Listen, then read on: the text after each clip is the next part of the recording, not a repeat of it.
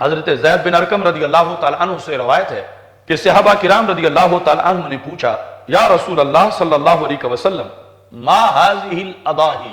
ان قربانیوں کا فلسفہ کیا ہے؟ ما هذه الاضاحی کہ یہ ہم یعنی اتنے جانور ذبح کر دیتے ہیں، پلے پوسے جانور، یعنی صحابہ کا یہ ماں سے سوال کرنا یہ انکار کے لیے نہیں تھا کہ ہم نہیں کریں گے، ہمیں سمجھاؤ تو پھر کریں گے، مطلب یہ تھا کہ ہم کر رہے ہیں، ہم کریں گے، لیکن ہم یہ سمجھنا چاہتے ہیں کہ اس کی حکمت کیا ہے۔ باقی جو آپ نے فرمایا اس میں تو 1% بھی انکار نہیں، نہ اس کے سامنے کوئی ہماری اپنی رائے ہے، وہ ویسے ہی ہے جو آپ نے فرمایا، لیکن ہم سے جب کوئی پوچھے گا تو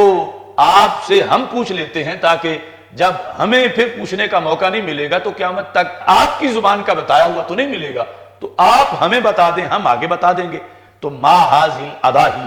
یا رسول اللہ صلی اللہ علیہ وسلم، یہ قربانیاں کیا چیز ہیں؟ یعنی یہ صحابہ کا سوال ان حالات کے پیش نظر تھا جو پرویز نے، غلام احمد پرویز ایک نام نہاد ہوا ہے ایک فتنہ، اس نے اور دیگر اس طرح کے کئی لوگ بعد میں پیدا ہوئے، یعنی یہ جو کچھ ہونا تھا کہ اول تو حیوانات جو ہیں ان کی افزائش بڑی معاشرے میں محدود ہو گئی ہے، آبادی بڑی بڑھ گئی ہے، حیوان تھوڑے سے ہیں، اور پھر انسان کو مختلف مواقع پر گوشت کی ضرورت ہوتی ہے، اور ایک ہی موقع پہ اتنا ذبح کر دیا جائے تو یہ پھر انسانی ضرورتیں کیسے پوری ہوگی؟ یعنی یہ چھوٹی چھوٹی عقلوں کے جو بعد کے سوالات پیدا ہونے تھے، ان کے جوابات کے لیے صحابہ کرام رضی اللہ تعالی عنہم نے خود ہی اس وقت سوال کر لیا۔ تو سب سے پہلے فرمایا سنت ابیکم ابراہیم صلوات اللہ علیہ وسلم، کہ یہ تمہارے باپ حضرت سیدنا ابراہیم خلیل اللہ علیہ السلام کی سنت ہے، کہ اس سے آگے گنجائش ہی نہیں جب کہا جائے کہ یہ اللہ کے عظیم پیغمبر کی سنت ہے، ان کا طریقہ ہے، تو جو اللہ کے خلیل کا طریقہ ہے وہ تو ہر مومن آنکھیں بند کر کے کرے گا کہ یہ تو اللہ کے خلیل کا طریقہ ہے۔ تو مقصد ہے تمہیں اللہ پہلوں کی سنتوں پہ چلانا چاہتا ہے، اور کس مقصد کے لیے؟ کہ وہ اعلیٰ درجے تک پہنچے۔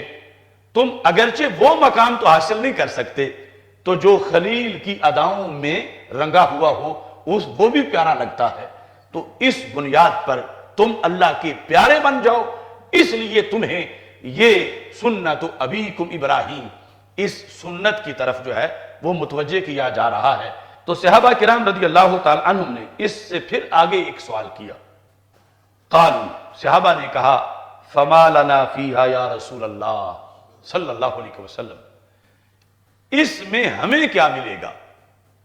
یعنی اس عمل کا ذاتی طور پر آخرت میں ہمیں کیا فائدہ ہوگا؟ یعنی یہ صحابہ ترجمان تھے پوری امت کے، کیونکہ آج کے کروڑوں راضی نما سکالر اکٹھے ہو کے کسی ایک سوال کا بھی وہ جواب نہیں دے سکتے جو زبان رسالت سے ملنے والا تھا۔ تو رسول اکرم صلی اللہ علیہ وسلم نے فرمایا بِكُلِّ شَعْرَةٍ مِّنَ الصُّوفِ حَسَنَةٍ، کہ جانور کی اون کے ہر بال کے عوض میں رب تمہیں ایک نیکی عطا فرمائے گا۔ بِكُلِّ شَعْرَةٍ مِّنَ الصُّوفِ حَسَنَةٍ، یہ جو بھینس ہے کا جو کٹا ہے، پھر جس کے اندر شرائط پوری ہو جائیں عمر کے لحاظ سے، تو وہ بال جو ہیں وہ اتنے گھنے نہیں ہوتے جتنے گھنے بھیڑ کے ہیں یا بکری کے ہیں، یعنی ہاتھ رکھیں تو اتنے زیادہ سینکڑوں کی تعداد میں یا ہزاروں کی تعداد میں وہاں نہیں آئیں گے،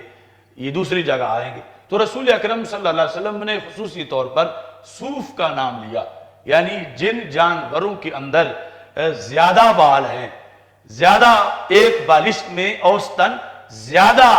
آبادی ہے بالوں کی، تو رسول اکرم صلی اللہ علیہ وسلم نے فرمایا کہ اس معیار پر سارے جانوروں کے اندر رائج کیا جائے گا۔ بِكُلِّ شَعْرَةٍ مِّنَ الصُّوفِ، اون میں سے